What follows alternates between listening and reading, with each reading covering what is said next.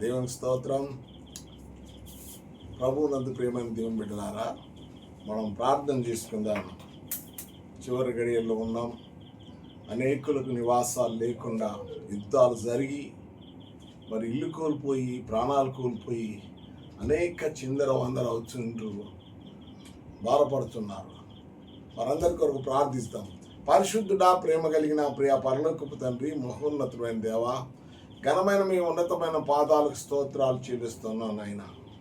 నివాసాలు కోల్పోయి, పట్టణాలు కోల్పోయి, ప్రభుత్వాలు ఒకరిపై ఒకరు నా తండ్రి, ఒక దేశాలపై ఒక దేశము బాంబర్స్, మిసైల్స్, యుద్ధములు నా ప్రభా జరుగుతున్నాయి. వారందరికీ శాంతిని, నెమ్మదిని దాయిచ్చేయమని. కాపాడువాడు నువ్వు తప్ప ఎవరు లేరు తండ్రి. నాయన నెమ్మదింపజేయండి, శాంతింపజేయండి, ప్రపంచాన్ని కాపాడమని మా ప్రార్థనలు విని నా ప్రభా త్వరితంగా సమాధానం చేయమని ప్రధానులందరూ ఐక్యత పరచబడి మీ కృప ద్వారా సమాధానము ఒకరికొకరు ఎడల క్షమాపణ చెప్పుకొని నా ప్రభా ప్రపంచానికి శాంతిని దాయిచ్యమని యేసునామములో వేడుకొంచున్నాము తండ్రి, ఆమేన్. దేవుని స్తోత్రం, హల్లెలూయా. ప్రభువునందు ప్రియమైన దేవుని బిడ్డలారా, ఈనాడు మనము అంశం ఏంటంటే నివాసములు. యోహాను సువార్త 14వ అధ్యాయము 2వ వచనంలో ఒక చక్కని మాట ఉంటుంటుంది. నా తండ్రి ఇంట అనేక నివాసములు కలవు. అనేక నివాసాలు. ఇక్కడైతే ఒకటే ఉంటుంది, ధనవంతులకు ఇంకా 2 ఉంటాయి. అసలు నివాసాలు లేని వారు ఉన్నారు, బట్టలు లేని వారు ఉన్నారు, ఆహారం లేని వారు ఉన్నారు. అనేకమైన విశేషాలు మనం జ్ఞాపకం చేసుకుంటే నెమ్మది లేని వారు ఉన్నారు. ప్రభువునందు ప్రియమైన దేవుని బిడ్డలారా, ఎవరికి కలుగుతుంది నెమ్మది? ఎవరికి నివాసాలు ఉంటాయి అంటే ఎవరికి ఉండవు అనేటువంటి రుజువు ఒకటి మనకు ఉన్నది మన హృదయాల్లో. అది అందరికీ తెలిసినటువంటి మాట. అదే జీవము కలిగినటువంటి దేవుడైన యేసుక్రీస్తు మాట్లాడినటువంటి మాట. నక్కలకు బొరియలున్నాయి కానీ ఆకాశ పక్షుల గూళ్ళున్నాయి, మనుష్య కుమారుడికి తలవాల్చుటకు కూడా స్థలము లేదు. యోహాను మత్తయి సువార్త 8వ అధ్యాయము 20వ వచనములో ఈ మాట ఉంటుంది. ఒకసారి చదవమ్మా. అందుకు యేసు నక్కలకు బొరియలున్నాయి, ఆకాశ పక్షులకు నివాసములు గలవు. ఆకాశ పక్షులకు నివాసాలు ఉన్నాయి కానీ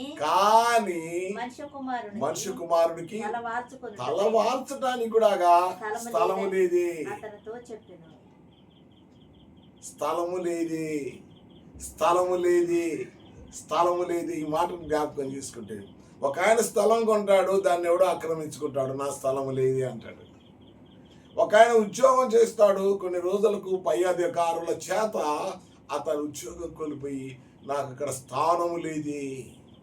ఒక ఆయన పదవి పోతుంది, ఆ పదవిలో ఆయన కరెక్ట్ మాట్లాడితే ఆ పదవిలో నుండి తొలగిస్తారు, నాకు పదవి లేదే. కానీ యేసుక్రీస్తు యొక్క జీవితం చూసినట్టయితే తండ్రి అయిన దేవుడు కుమారుడిగా ఈ భూలోకానికి వచ్చినప్పుడు ఆ నిండు చూలాలిగా ఉన్నటువంటి మరియా ఒక్కొక్క ద్వారం తట్టి భర్త అయిన యోసేపు అడుగుచుంటే స్థలము లేదే, స్థలము లేదంటే ఈ మాట ప్రభువునందు నెరవేర్చబడ్డది. నక్కలకు బొరియలున్నాయి, ఆకాశ పక్షులకు గుళ్ళున్నాయి కానీ మనుష్య కుమారుడికి తలవార్చుటకు స్థలము లేదు.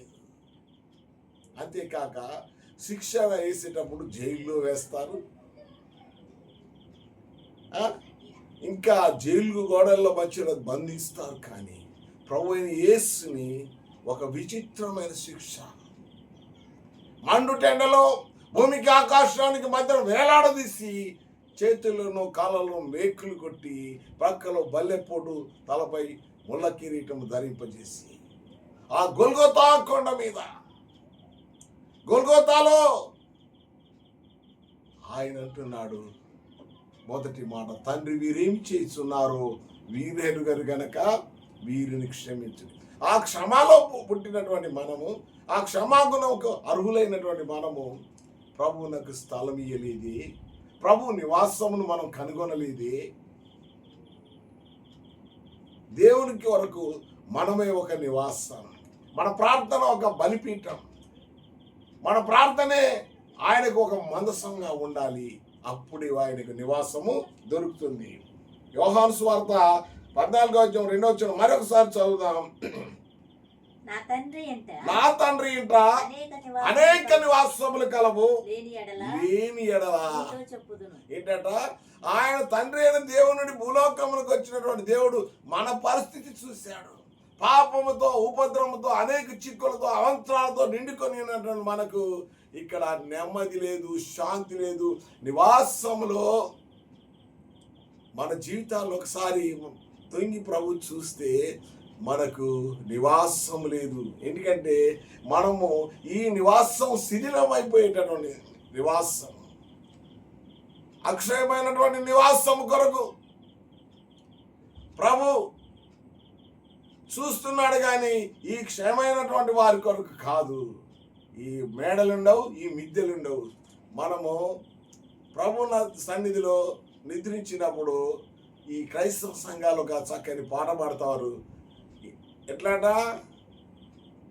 ఆ పాటను పాడుతుంటే మనకు భయము, దిగులు, ఎన్ని నాళ్ళు మనం ఇళ్ళలో బ్రతికినా ఏంటట, మన్నైని పోవునుగా.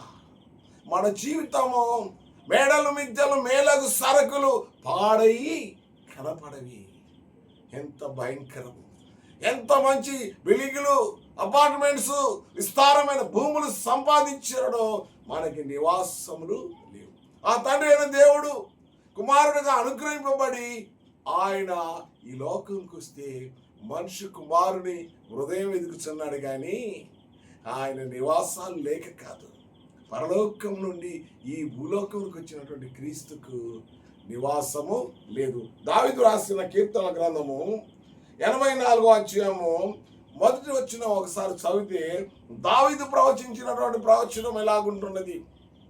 దావీదు క్రీస్తుకు సుమారు 800 సంవత్సరాల ముందు ప్రవచించాడు. 84వ అధ్యాయము మొదటి వచ్చిన చదవమా. సైన్యములకు అధిపతి యెహోవా ఏంటట, నీ నివాసములు ఎంత రమ్యమైనవి. చాలా డెకరేషన్లు చేసుకుంటాం, క్రిస్మస్ కి చేస్తాం, ఈస్టర్ కి చేస్తాం, పండగకి చేస్తాం, పెళ్లిళ్ళకి చేస్తాం, అనేక డెకరేషన్లు చేస్తాం, కానీ అవి రమ్యమైనవి కావు. దానిలో క్రీస్తుంటేనే అందం.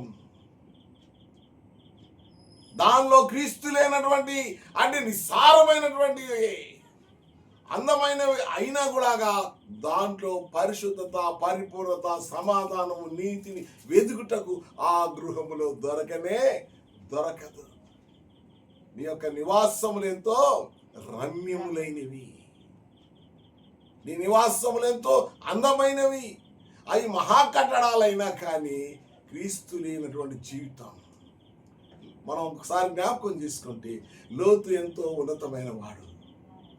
సొదొమ గొమొర్రాలో దేవుని కృప విడిచిపోయినప్పుడు లోతు నువ్వు వెళ్ళవలసినది అనగానే ఆయన అన్ని విడిచిపెట్టి వెళ్ళాడు.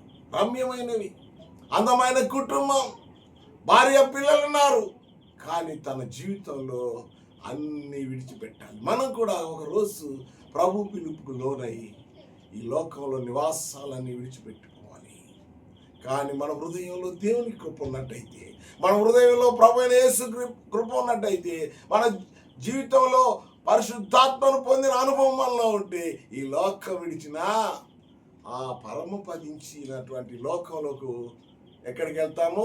దేవుని సన్నిధికి వెళ్తాం. అది ఎప్పుడు విడిచిపెట్టని రాజ్యం. యుగ యుగాలు దేవునితో ఉంటాం, యుగ యుగాలు దేవునితో ఉంటాం, ప్రభువుతో ఉంటాం, ప్రభు రొమ్మున ఆసీనులై ఉంటాం. మనం ధరించబోనది వాడబారినటువంటి కిరీటం, మహిమ కిరీటం. దేవునిలో మనం మన జీవితాల్లో అక్షయ కిరీటం పొందుతావు.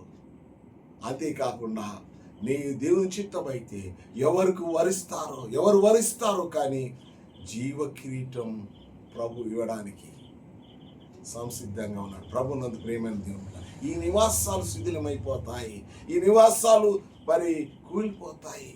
అనేకులు యుద్ధాలు చేసినా, ఒకరిపై ఒకరు అహంకారముతో రాళ్ళు రువినా, బాంబర్లు వేసుకున్నా, లేకపోతే మన ఉద్యోగాల నుండి తొలగించిన, మన కన్నీళ్లు ఊటగా, మన హృదయం వేదన చెంది ఈ ఊరిలో బాగా ఒక పార్టీలు ఒత్తిళ్ళు అయితే వాళ్ళు ఏం చేస్తారంటే ఊరు విడిచి వెళ్ళిపోతారు. అప్పుడు మన నివాసాలు ఏమవుతాయంటే ఉగ్రతకు లోనవుతాయి.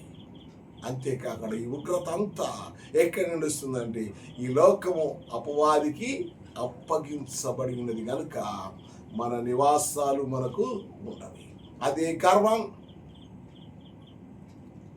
అదే అహంకారం, దేవుని వాక్యానికి లోబడని ఉండకుండా మనం చేసే అపహాసాలన్నీ ఒకరిపై ఒకరు దుడుసుగా ప్రవర్తించటం, నేను గొప్ప అని ఒకరిపై ఒకరు అత్యధికమైనటువంటి ఆనందం కోల్పోయి మన జీవితంలో ఇంకొకసారి మాట చూద్దాం.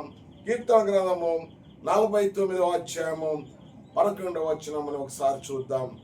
దేవుడు చక్కని మాటలు రాస్తే వాటిని చదువుతాం, కానీ ఈ చెవిన వింటూ ఈ చెవి నుండి మనం విడిచిపెడతాం. ప్రభునందు ప్రియమైన దేవుని బిడ్డలారా, ఒకసారి చూడమ్మా, దేవుని వాక్యం కీర్తన గ్రంథము 49వ అధ్యాయం 11వ వచనం చదువు. వారు తమ ఆస్తిని ఇతరులకు విడిచిపెట్టుదురు, తమ ఇల్లు నిరంతరము నిలుచునని. ఏంటట? ఇప్పుడు సౌదీలోను, అమెరికా, ఇజ్రాయెల్ యుద్ధాలు చేస్తున్నాయి. అన్ని ఉన్నతమైనవే కానీ ఆస్తుల కొరకు వారి ఒకరు దాన్ని ఏమంటే స్వాధీనపరచుకోవాలని ఏం చేస్తారట? మరొకసారి చదవమ్మా. వారు తమ ఆస్తిని ఇతరులకు విడిచిపెట్టుదురు, తమ ఇల్లు నిరంతరము నిలుచునని, తమ నివాసములు తరతరములకు ఉండునని వారు అనుకొందురు. కానీ ఇంత వేదన కలిగిన తర్వాత వారు ఏం చేస్తారంటే వీరిని ఆక్రమించుకొని, దేశాలని ఆక్రమించుకొని, రాజులను చంపివేసుకొని, దేవుని వాక్యము తొలనాడి దేవుని యొక్క వాక్యమును వారి యొక్క భద్రత కొరకును, క్రమశిక్షణ కొరకును వాడుకొనక వారి జీవితాల్లో దుఃఖము ఒక సాగరం వల్లే వారు కన్నీళ్ళు, వారు పిల్లల్ని కోల్పోయి, తల్లుల్ని కోల్పోయి, తల్లిదండ్రులు బిడ్డలు కోల్పోయి, ఉండడానికి నివాసాలు లేక మొరపెట్టుకుంటారు దేవునికి. కానీ మనిషి కుమారుడైన ప్రభు అయిన క్రీస్తు అంటున్నాడు, నక్కలకు బొరియలున్నాయి, ఆకాశ పక్షులకు కొల్లున్నాయి, కానీ నేను తలవాల్చడానికంటే ఆ మేడలు, మిద్దెలు, రాజభవనాలు అడగలేదు, కానీ నీ హృదయాన్ని అడుగుతున్నాడు. ఇవ్వగలవా సోదరుడా? నువ్వు ఇచ్చినట్లయితే దేవుడు నీ హృదయంలో నివాసం చేస్తాడు. ఆ హృదయమే ఆనందంతో వెలసిల్లుతున్నది. అప్పుడు పాడతాం, ప్రియ యేసు రాజును చూచిన చాలు, మహిమలోనే నాయనతో నుంటే చాలు. హల్లెలూయా. దేవుడు ఇచ్చిన మాటలను దీవించి ఆశీర్వదించునుగాక. ఆమేన్.